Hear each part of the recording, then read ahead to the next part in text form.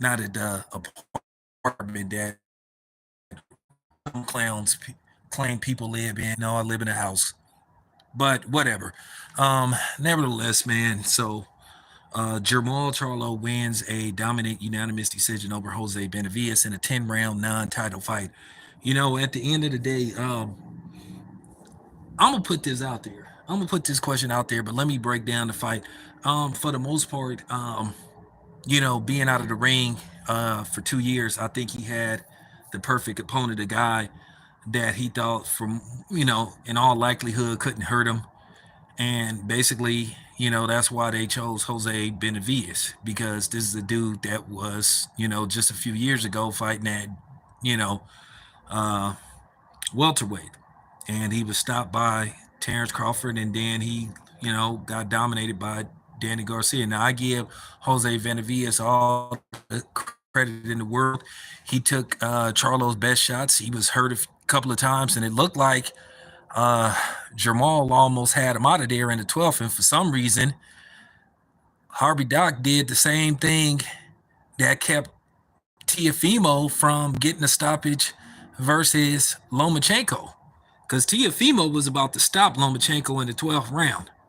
And basically, you had a repeat performance. It looked like Jose Benavidez was on his way out. And for some reason, Harvey Doc jumped in. And usually, Harvey Doc is a pretty good referee, you know, but, he intervened a little too much. I know Benavidez was warned for low blows, which he did hit Charlo low quite a few times. He hit him low at least maybe 6 times, you know.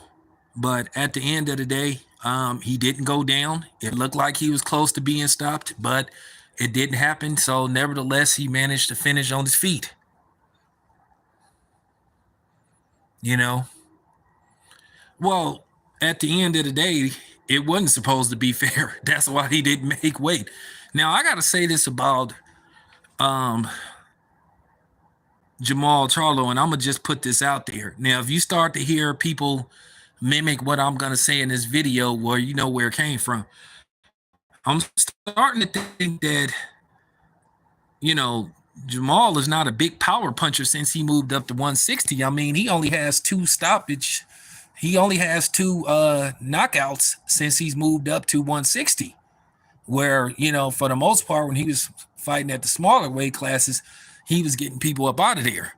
So, to think that he couldn't stop, that he went 10 rounds in the first place with basically a guy that was fighting at 147 a few years ago, but nevertheless, he moved up. You move up, you move up.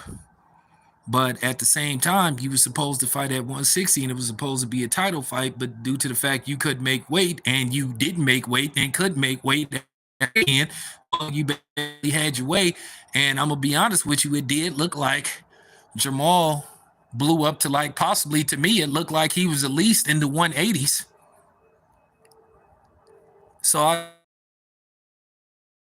like I said, you have to wonder if he was anything with Canelo. Say what you want to say about Canelo. Canelo do got a good chin. And then, the thing is, as far as Caleb Plant go, if he was to move up to 168 and fight Caleb Plant, I think that would be even keel for the most part, because, Caleb Plant ain't the biggest puncher in the world, but he landed that shot on Darrell flush. Sometimes all it takes is the perfect shot, and you can pretty much flatten anybody. But, Caleb Plant ain't a knockout artist. He can box, but he's not known for a knockout artist. Basically, he came up with the body shot, and Darrell's face was wide open for the hook. Boom, kaboom. 9 out of 10, that would have knocked out pretty much anybody. So I'm just looking at Jermall Charlo. Does he have real power at 160? He hasn't been able to accumulate a lot of knockouts since he's moved up to 160, and that's fact. Where Terrence Crawford, since he moved up to 147, nobody has went the distance with that dude. And I mean nobody. So now I don't know how much longer we got to go before the main event, but At the end of the day, Charlo, you could still tell he was going through some things, but at the same time, it still doesn't excuse the fact that he was contractually obligated to come in at a certain weight, and he didn't fulfill his contractual obligation. So he wins, but he's out of like $300,000. As far as Jose Benavidez go, due to the fact that he didn't stop, they'll put him in the ring in.